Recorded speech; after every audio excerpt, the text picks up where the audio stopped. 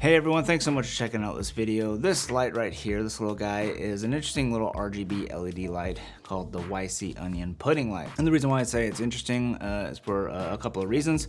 Number one, it looks interesting. It's got a cool little look to it. It's kind of got this like retro, kind of retro radio feel from like the 1950s or something like that. So it looks pretty cool, but it packs a ton of features, and that's what we're going to talk about in this video. So before we jump into all the features, we'll talk about what is in the box. Now this is the box right here. It was sent to me free of charge in exchange for this video, but everything in this video is my opinion and my thoughts alone.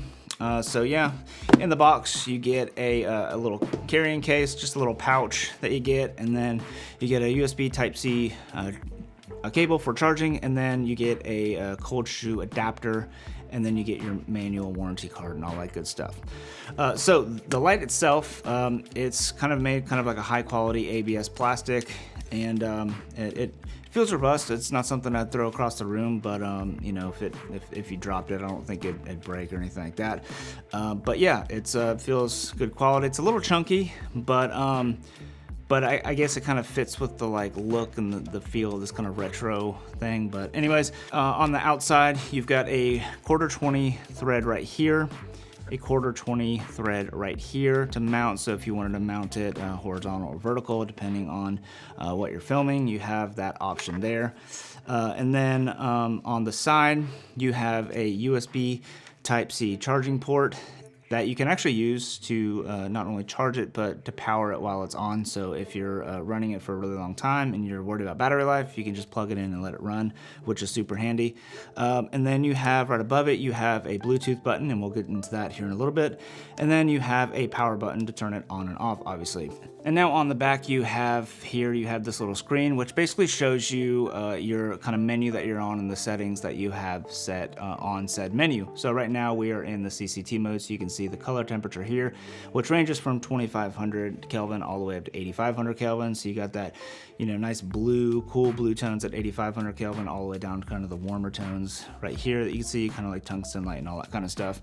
But so yeah, so you have this right here. This is the Cct, and essentially this button right here, it basically changes through the different modes. So the 3 different main pages, as well as the intensity in each of those modes. So whichever page you're in, whichever mode you're in, you know that this dial right here is always going to change the intensity, basically how much output that the light is giving. And then this button right here changes the different settings that you are within the specific page that you're in, if that makes sense. So right here on the Cct page, this changes intensity, and this changes your color temperature, if that makes sense. And on this page, this button, if you push it in, it doesn't do anything because there's only one setting that you can change. However, if we move over to the next page, which is the HSI, the hue, saturation, and intensity page, you have a little bit more options. So again, this scroll wheel here, it changes the intensity right here.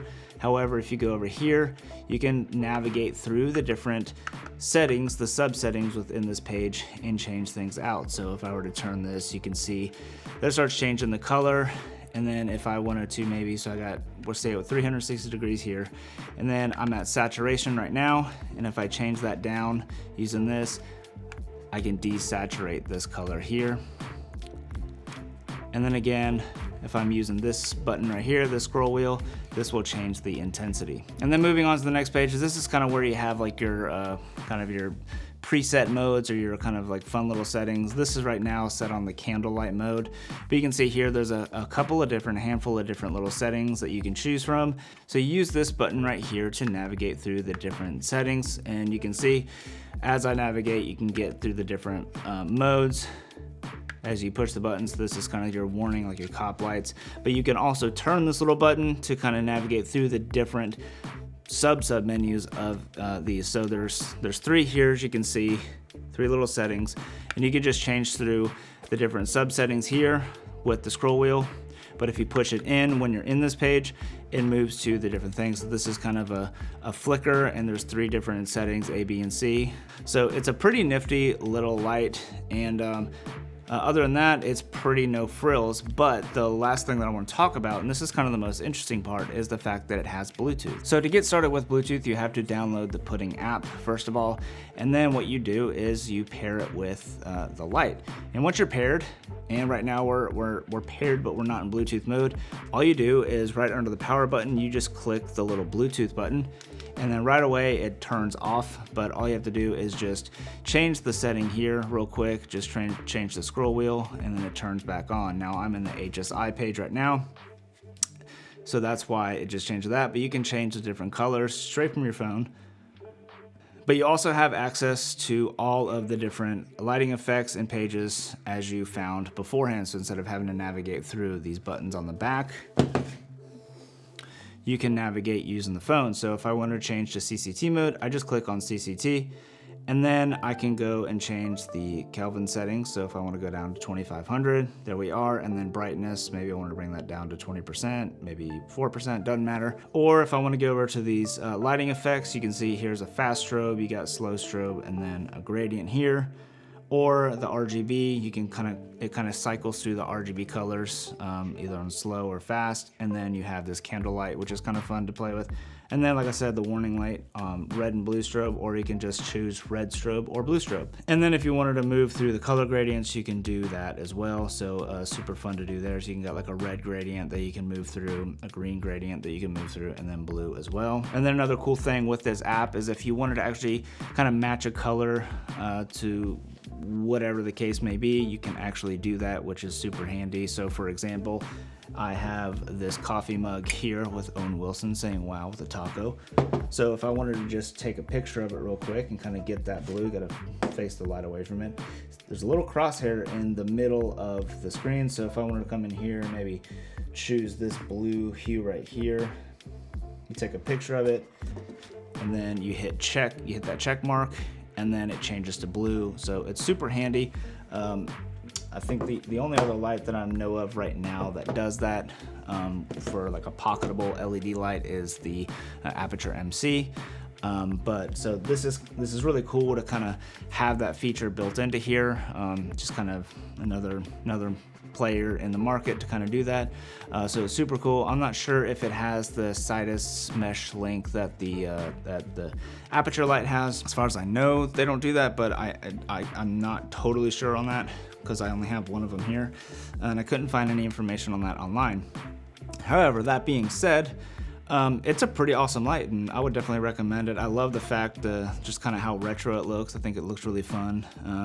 And, you know, put it up on a bookshelf or something like that, and it, you know, doesn't look like a piece of kit. So it's really cool there. It's a pretty cool design. It's kind of a chunky design, but it's really lightweight. It doesn't feel really heavy or anything like that. So you know, any ball head or anything like that, it's gonna hold it just fine.